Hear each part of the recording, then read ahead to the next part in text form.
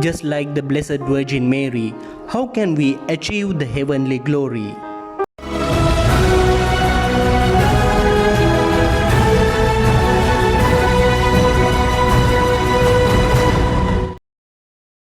Today we celebrate the solemnity of the Assumption of the Blessed Virgin Mary. Assumption means that our Blessed Mother was taken up to heaven with body and soul. In fact, it was declared as a dogma by Pope Pius XII in 1950. This feast of Assumption is considered as Mary's heavenly birthday. This dogma pronounces that the Immaculate Virgin Mary, having completed the course of her earthly life, was assumed body and soul into heavenly glory. However, the story of Assumption dates back to the time of apostles. Some sources state that Mother Mary's Assumption happened at Ephesus, where she lived for a while with St. John the Apostle. But many believe that it happened at a place outside Jerusalem. Eastern tradition believed that Mary died in the presence of the apostles, but when her tomb was opened upon the request of St. Thomas, it was found empty. From that point onwards, apostles concluded that the body was taken up into heaven. In the early centuries, this incident was called Dormition of Mary. By the 8th century, during the time of Pope Adrian, it was renamed as Assumption of Mary. However, long before Assumption became an official dogma, it was in the faith sense of the people, and they celebrated it as a feast. In the first reading today, taken from the book of Revelation, we find the image of Mother Mary in heaven. Mother Mary is considered as the Ark of the Covenant of the New Testament. The reading begins with the statement that the heaven was opened and the Ark of the Covenant of God could be seen inside the sanctuary. Next, we are presented with the coronated figure of a queen. It mentions a woman clothed with the sun and with the moon under her feet and a crown of 12 stars on her head.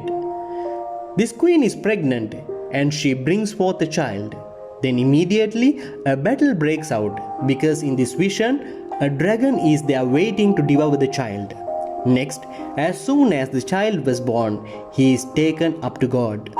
This great cosmic vision bears witness to the queenship of Mary, and it is an eschatological sign for Mary's Assumption.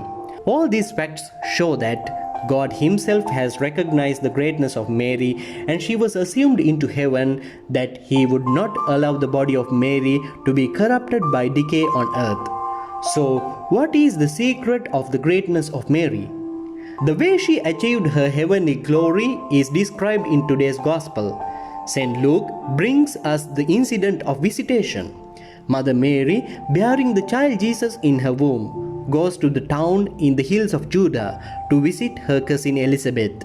In fact, Mary bore the King of Kings in her womb, but she was so meek and humble that she went to help her cousin climbing the hills. Thereafter, we hear Mary, the humble handmaid of the Lord, singing praises to the Lord with the song Magnificat.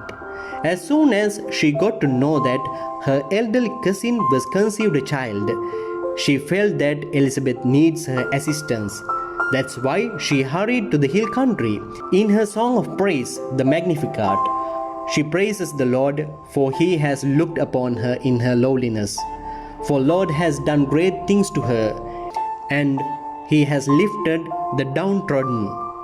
On hearing the humble greeting of our Blessed Mother, infant John the Baptist also leaps in the womb of Elizabeth. However, Mary remained there for 3 months assisting Elizabeth. Today, Mother Mary invites us to practice the same humility and the example of servanthood. In the present day, many of us try to defeat the other and become the first. But that is not true greatness. One can become really great only by living a life of humble servant before the Lord. In our workplaces, in our school, and in our houses, do we work with a service-oriented attitude? How many of us try to show our power and authority in doing things? In this modern time, we try to be God and we do things according to our likenesses. Today, Mother Mary is a shining example for our obstinate and haughty world. Mother Mary's Assumption teaches us that We can achieve the true greatness and heavenly glory only by living a life of humility and simplicity.